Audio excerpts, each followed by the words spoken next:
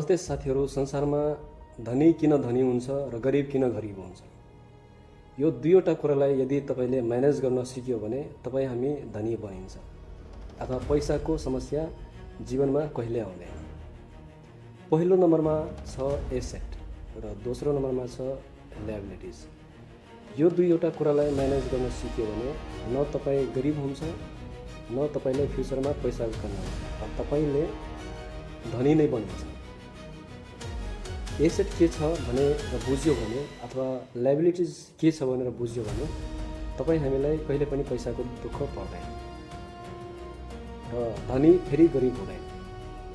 Asset भनेको तपाईको पकेटमा पैसा आउने, तपाईको घर होस् अथवा ल्यान्ड होस् अथवा बिजनेस होस् अथवा कम्पनी होस्, यो सबै तपाईको एसेट भयो अथवा मल्टिपल इन्कम सोर्स।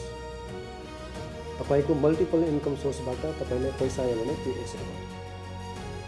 लायबिलिटिज के छ भन्दाखेरि तपाईको पकेटबाट पैसा जान्छ। जस्तो कि मोबाइल फोन भयो, यो तपाईको पकेटबाट पैसा तानिरहेछ।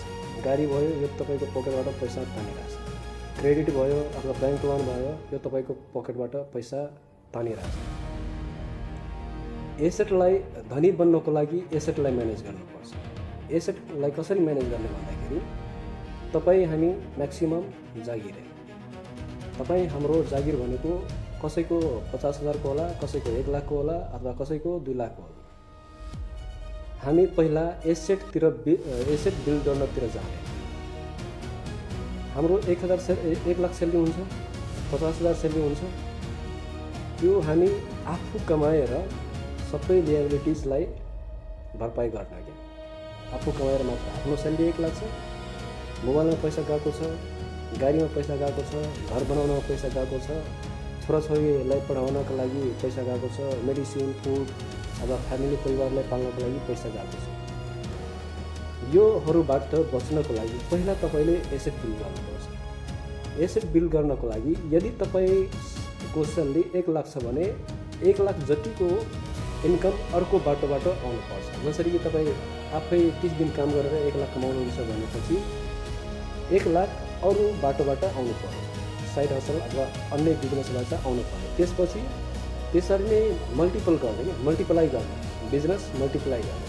त्यसपछि तपाईलाई लायबिलिटिजको भार कम हुन्छ र तपाईलाई कहिले पनि पैसाको कमी महसुस हुँदैन र तपाईँ रिच बन्दै जान्छ। इभन तपाईको फ्यामिलीमा तपाईको फ्यामिली नम्बर थपियोस् अथवा एजुकेसन, तपाईको छोराछोरीको लागि एजुकेसन अथवा मेडिसिन, त्यो सबैलाई त्यसले तल राख्छ क्या। तपाईको इन्कम माथि हुनु पर्यो, लायबिलिटिज तल हुनु पर्यो, अनि मात्र तपाईँ हामी धनी बनिन्छ। अनि हामी गरिबबाट धनी बनिन्छ र धनीबाट गरिब भइदैन। अनि हाम्रो सबै कुरा अनि स्मुथली चल्छ, नर्मली चल्छ। यस्तै भिडियोहरूको लागि साथीहरू मलाई फलो गर्न नबिर्सिनु होला। धन्यवाद।